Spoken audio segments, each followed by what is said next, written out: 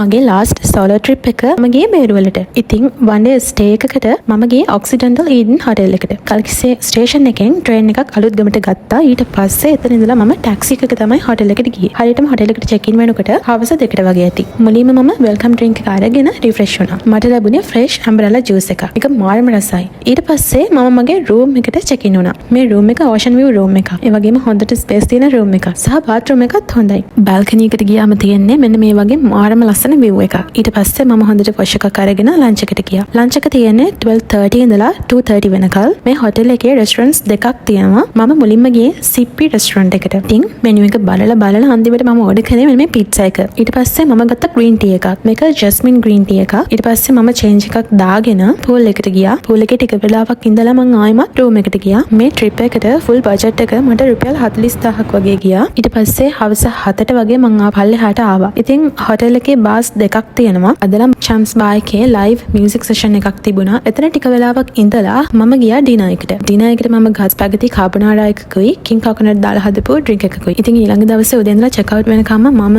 මොනවද කරේ කියලා next වීඩියෝ එකෙන් අරගෙන එන්න. bye